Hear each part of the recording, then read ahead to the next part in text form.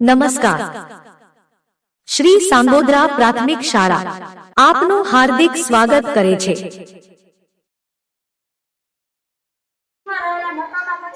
શરીરમાંથી બહાર નિકાલ થવો જોઈએ તે માટે રુધિરની ગાળણની ક્રિયા જરૂરી છે.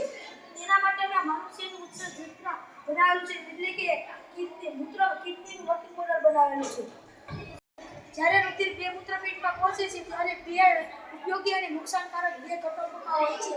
ત્યારબાદ ઉપયોગી ઘટક છે તે પરિપીંડમાં પાછા શોષાય છે અને નુકસાનકારક ઘટક છે તે મૂત્રપિંડ દ્વારા મૂત્ર થઈને મૂત્રવાહિનીમાં આવે છે અને મૂત્રાશયમાં એકઠું થઈ અને મૂત્રમાર્ગ અને મૂત્રછિદ્ર દ્વારા બહાર નીકળે છે.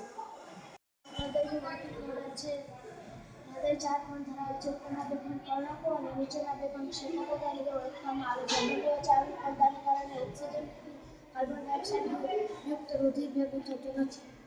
રુધિર મહાશિરામાંથી જમણા કર્ણકમાં આવે છે. તેનું સંકોચન થતાં અંદર વાયુ ખુલશે અને જમણા ક્ષેપકમાં આવે છે. ત્યાંથી આ રુધિર ફુફુસીય મહાધમની મારફતે ફેફસામાં જાય છે, જે તમે અહીં જોઈ શકો છો.